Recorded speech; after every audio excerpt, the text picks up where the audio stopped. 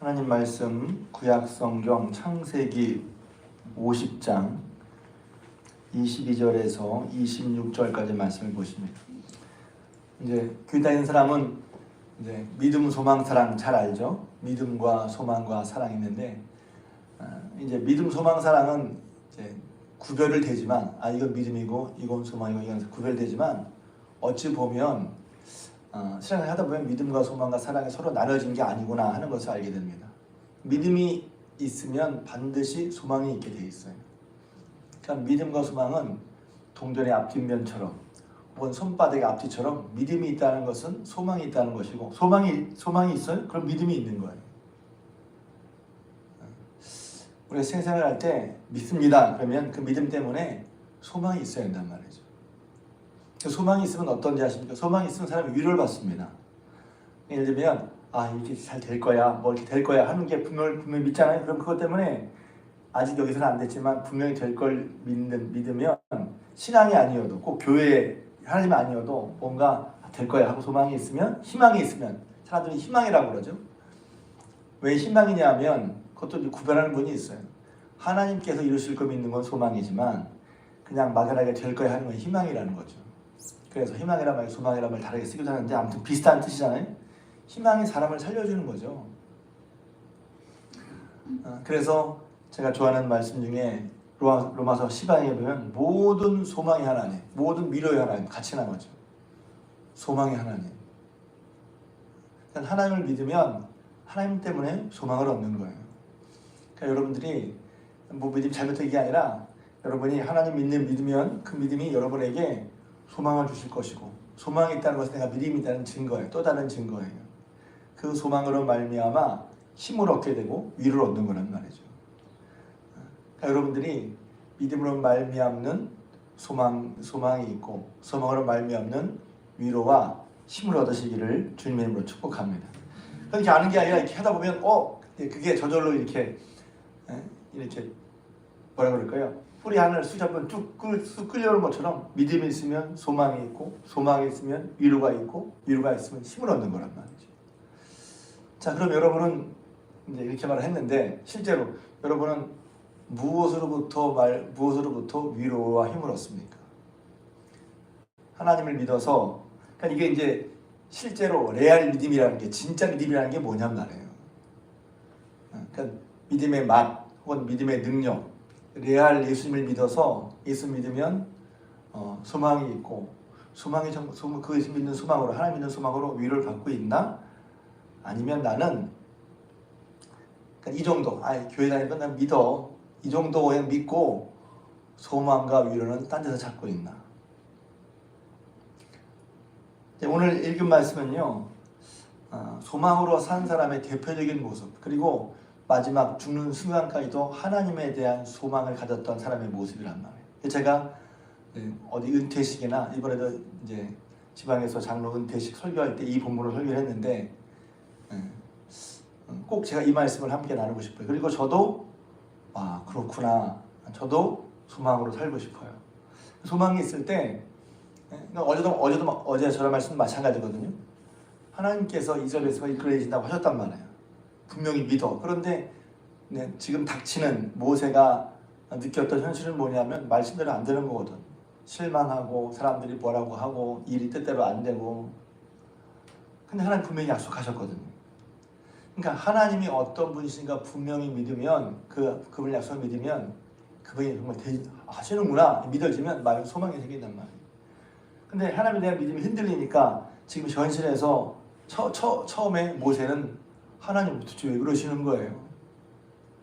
그래서 뭐랄까요? 모세가 믿음이 없는 건 아니지만 하나님이 분명히 하신 약속의 말씀이 있고 하나님은 그대로 하실 텐데 현실에 살아갈 때는 하나님이 그렇게 하시는가 안 하시는가 우리의 믿음이 뭐라 그럴까요? 흔들린달까요? 그런 것이 있을 때 어제는 뭐냐면 그럴 때 어떻게 살아가는 거 어떻게 믿음을 헤쳐나가야지 하나님께 아뢰기도 하고 듣기도 하고 따라가라. 그러다 보면 믿음이 자란다고 말씀드렸어요.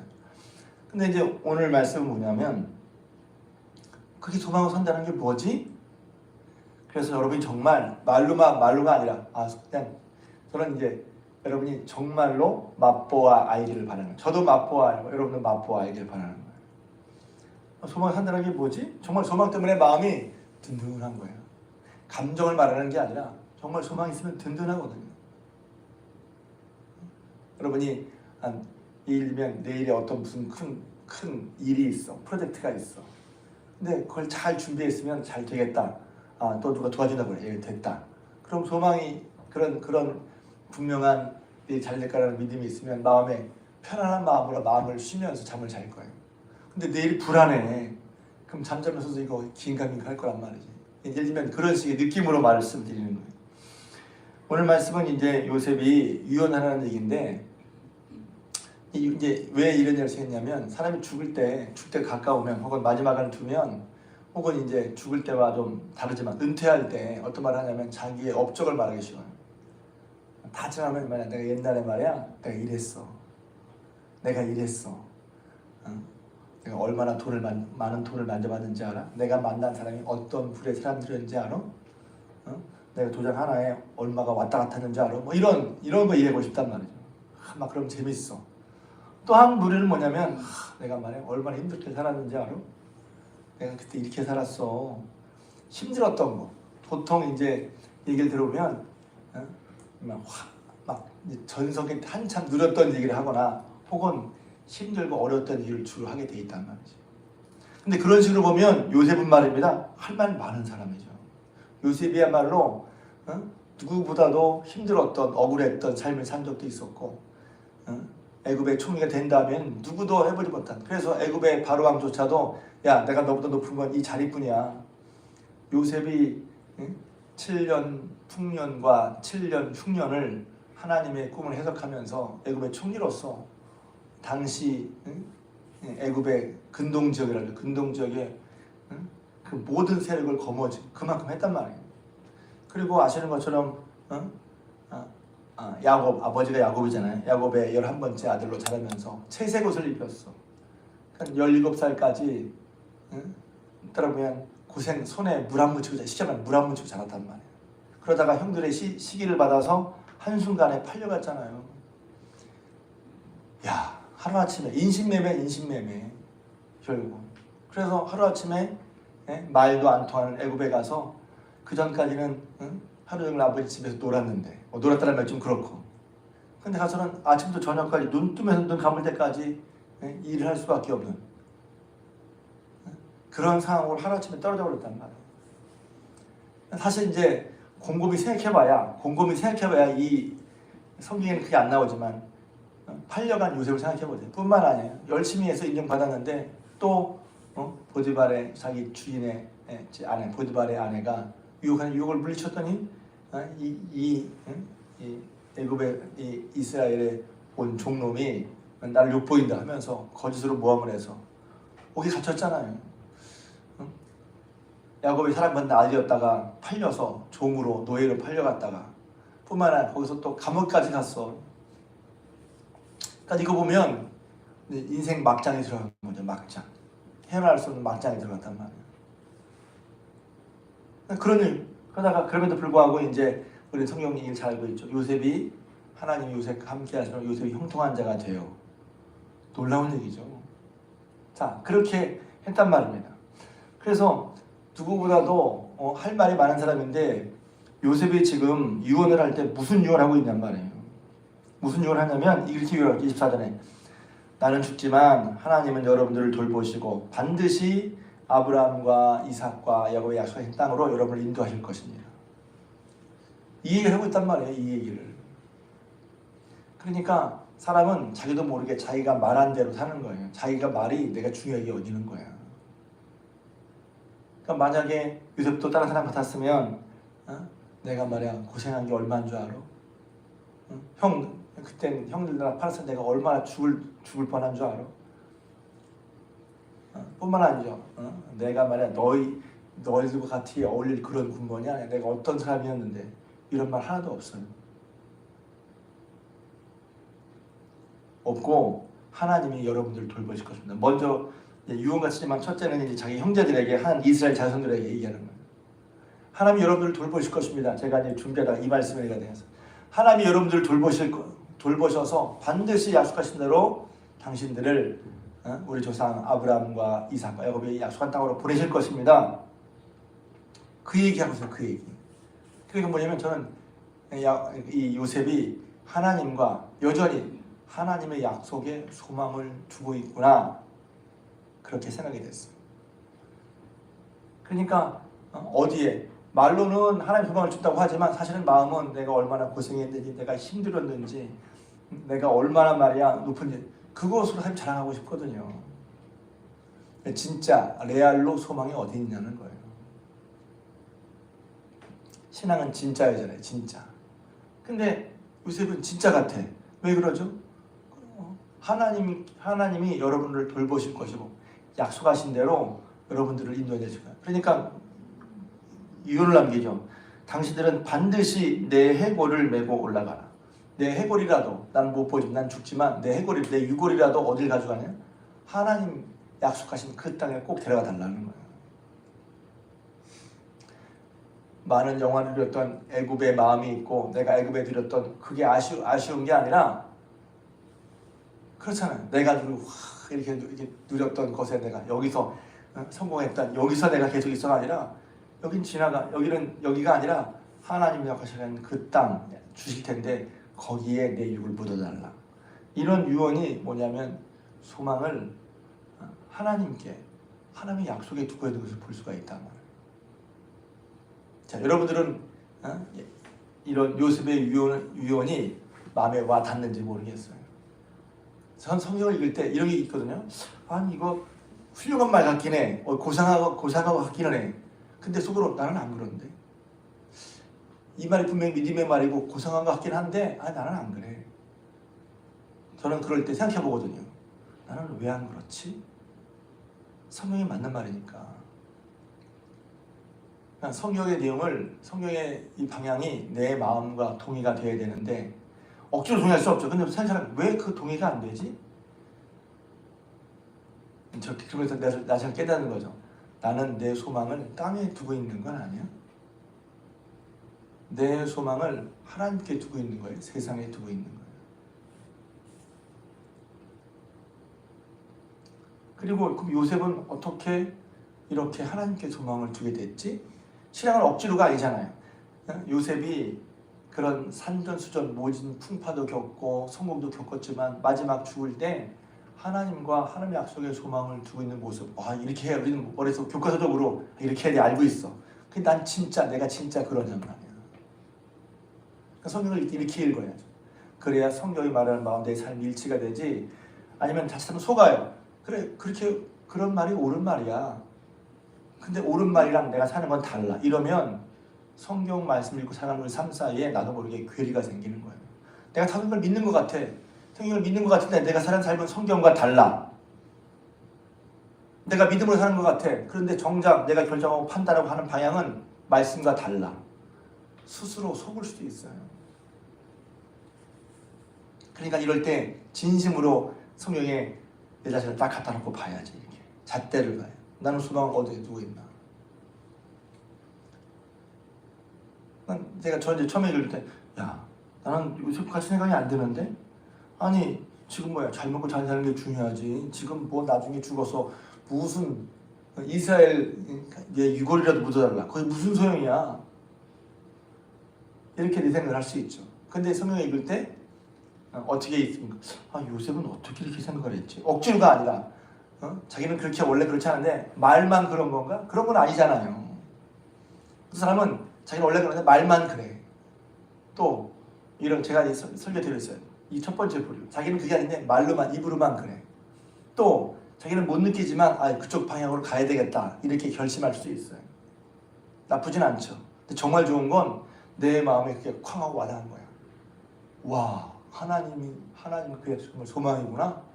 그러니까 정말 눈에 보이는 것보다, 내가 누린 것보다 하나님과 하나님의 약속의 약속이 정말 소망이 되는 거죠. 그러면 그 하나님과 그 약속을 소망하는 그 믿음 때문에 그 사람이 위로를 얻을 거예요. 남들은 경험할 수 없는 평안을 얻을 거예요. 그러면 이제 궁금하잖아요. 그럼 요셉이 어떻게 이렇게 하나님과 하나님의 약속의 소망을 두는 사람이 되었을까?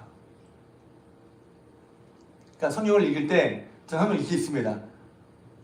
나를 보고 질문하고 성경에 찾고, 나를 보고 질문하고 또 성경에 찾고. 그러다 보니까 요셉의 삶을 생각해보면 이해가 돼요. 왜냐하면 여러분 생각해보세요.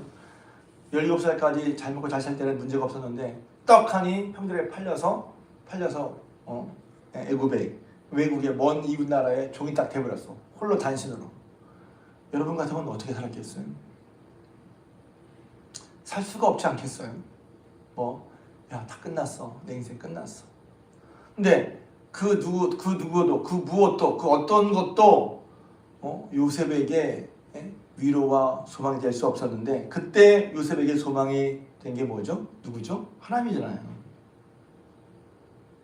그러니까 요셉은 경험한 거야. 그 누구도, 그 어떤 것도, 그 무엇도, 어떤 상황도 자기를 책임져 줄 수 없어. 근데 그런 상황 가운데 종으로 팔려갔을 때도 형통했었던 이유는 뭐냐면 하나님이 그거 함께 하셨잖아요. 그러니까 요셉은 경험한 거죠. 진짜 소망이 무엇인지. 그러니까 사람의 소망이 아니란 말이지. 지금 내 상황이 편안한 내 상황의 소망이 아니고 언제든지 바뀔 수 있어요. 내가 소망을 어디에 뒀냔 말이에요. 사람에게 뒀어요? 돈에 뒀어요? 상황에 뒀어요? 내 신분에 뒀어요? 신분도 하루아침에 바뀌어. 사랑받는 아버지 아들이었다가 하루아침에 급전직하죠. 나라가 확 떨어져 버렸어. 종으로 바뀌어버렸어. 신분이 소망입니까? 지위가, 사장 지위가 소망입니까? 하루아침에 떨어지는 거예요. 그건 소망이 아니구나. 그런데 다 없어졌는데, 요셉에게 다 없어졌어. 그런데 제가 좋아하는 말씀이죠. 창세기 30장에 보면 하나님이 요셉과 함께 하심으로 요셉이 형통한 자가 되었더라. 그러니까 소망은 어디에 있는 거예요? 요셉이 경험한, 소망은 하나님께 있어. 그게 말로만이 아니라 경험한 거죠. 억울한 성실한 삶을 살았어. 성실한 삶을 살았음에도 불구하고 성실한 삶을 분명히 살았는데, 그럼 성실한 삶이 인정받아야 되잖아요. 그런데 아시는 것처럼 누명을 썼어. 보디발의 아내에게. 누가 변호해 주겠어요? 누가 변호해 주겠어요? 누가 그를 구해 주겠어요? 근데 감옥에 갔을 때도 하나님이 요셉과 함께 하심으로 요셉이 형통하였더라. 소망이 어디서 나와요? 여러분, 소망이 어디서 나와요? 요셉은 소망을 경험한 거예요. 그렇게 소망을 경험하고 총리가 됐어. 어떻게 총리가 됐어요? 하나님이 꿈을 해석할 수 있도록. 총리가 된 다음에도 말입니다. 총리가 됐으면 보통은 제가 예전에 한번 요셉 설교한 적이 있잖아요. 사람이 높은 지위에 올라가면 변한단 말이에요. 참 변하기 쉬워요. 총리 된 다음에 저 같으면 이랬을 거예요. 이 못된 보디발 안에 데려와. 너 그때는 너지 이제. 나 그때 속였지. 내가 언제 널 범하려고 그랬어. 군대를 동원해서 형들에게 가자. 이스라엘 애굽의 군대를 동원해서 형들에게 가. 복수하고 싶단 말이에요. 그런데 요셉은 그렇지 않았죠. 왜? 하나님이 해주신 걸 알았잖아요. 그 나중에 어떻게 합니까? 자기 형들 다 데려와서 자기가 먹여 살린단 말이에요. 그게 요셉이 훌륭한 게 말입니다. 총리가 돼서 훌륭한 것만이 아니에요. 그리고 보통 예전에 성경 배울 때는 제 기억에 목사님들 뭐라는 게 아니라 성경에 요셉이 총리가 됐어. 이게 많이 들었거든요. 그 성경을 읽어보니까 총리가 된 것보다도 훨씬 더 어려운 게 뭐냐면 총리가 깨끗한 총리하는 게 더 어렵더라고요. 총리가 되는 것도 어렵지만 얼마든지 해먹을 수 있는 자리인데 요셉은 그렇지 않았어요. 얼마든지 복수할 수 있는 자리인데 요셉은 그게 훨씬 더 놀라워 보이더라니까. 그렇게 하지 않은 게 뭐예요? 높은 데 올라갔을 때도 교만할 수 있고 인간적인 욕심을 살 수 있지만 그렇게 하는 이유가 뭐냐면 하나님이 소망인 것을 알기 때문에. 지금 내가 누리고 있는 이 자리가 소망이 아니야. 높은 지혜가 소망이 아니야. 호의호식이 소망이 아니야. 잊지 말아야죠. 하나님의 소망이야. 하나님의 소망이야. 어려울 때, 힘들고 어려워 정죄가 왔을 때도 하나님의 소망이었어요? 지금도 형편이 괜찮아요? 그러면 그게 소망이야? 아니에요. 내 형편이 소망이 아니야. 하나님의 소망이에요. 나도 모르게 하나님 소망에서 이쪽 소망으로 내려갔어. 그러니까 하나님께 소망을 두고 위로하는 것보다 이게 풀리고 잘 되는 것에만 소망의 대상이 내려왔단 말이에요. 그러니까 불안하지. 예전보다 더 살기 편한데 불안해. 그래서 제가 깨달았어요. 야, 요셉이 하나님이 소망이 된 삶을 살았고 하나님이 소망인 것을 알았구나. 어떻게? 자기가 아무것도 의지할 수 없고 자기가 의지했던 모든 것이 끊어졌지만 오직 하나님만이 그와 함께 하셨고 그로 말미암아 그가 살았단 말이에요. 하나님의 소망이지. 하나님의 약속이 소망인 줄로 믿습니다. 하나님의 약속으로 말미암아 여러분이 소망과 위로 얻으실 주님을 축복합니다. 그 약속이 있는 게 아니라 와, 하나님 이렇게 하셨네. 그래서 결국은 말입니다. 나중에 보면 출애굽기 13장에 출애굽하면서 이스라엘 백성들이 요셉의 유고를 가져갑니다. 제가 읽어드릴게요. 출애굽기 13장에 보면 19절에 모세가 요셉의 유고를 가졌으니 이는 요셉이 이스라엘 자손으로 단단히 맹세하여 이르기를 하나님 반드시 너를 찾아오시리니 네 이걸 위해서 가져갑니다. 출애굽 때 뿐만 아니라 여호수아서 24장을 보면 이제 모세의 유고를 어디에 매장하냐면 세겜 땅에 매장한 얘기가 나옵니다. 여호수아서 24장 32절 또 이스라엘 자손이 애굽에서 가져온 요셉의 뼈를 세겜에 장사하였으니 소망을 두고 살았어요. 하나님 소망을 두고. 새벽 시간에 좀 헤비 무거운 얘기일 수 있지만 전 여러분이 새벽에 나오신 여러분이 저도 그렇고 하나님과 하나님의 약속에 믿고 그 약속으로 말미암아 요셉처럼 소망을 가질 수 있기를 바랍니다. 그 소망으로 위로와 힘을 얻기를 바랍니다. 그래서 지금 우리는 우리 상황이 흔들리잖아요. 왜 그래요? 우리의 소망을 흔들리려고 해봤기 때문에 그런 거예요. 다시 믿음으로 흔들리지 않고 변하지 않는 하나님의 약속에 약속을 믿을 때, 그 약속을 소망을 줄 때, 어떤 것은 어떤 면에서 흔들리는 것은 우리의 숙명이에요. 우리는 보면 그 약속 아는데 현실 보면 흔들려. 다시 어떻게 합니까? 다시 요셉 같은 신앙인들을 배워서 다시 그도 그냥 요셉이 편하게 말만 한 게 아니라 요셉이 경험했잖아요. 아무것도 없이 혼자 인신매매 팔림을 당해서 종으로 갔을 때에도 그 상황을 겪어낸 요셉의 얘기잖아요. 여러분, 하나님이 여러분을 돌보시니 요셉의 고백인 거예요. 여러분, 하나님이 여러분을 돌보실 것입니다. 두 번이나 얘기하죠. 요셉의 형제들이 있어요. 하나님이 당신들을 돌보시리니. 또 이스라엘 자손에게 25절에 하나님이 반드시 당신들을 돌보시리니. 하나님의 돌보심을 믿고 돌보심을 믿기에 우리 마음이 소망으로 위로를 받고 위로와 힘을 얻어서 흔들리기 쉬운 지금의 삶을 그런 소망과 위로로 넉넉히 이겨 승리하는 여러분 되시기를 주님의 이름으로 부탁을 드립니다.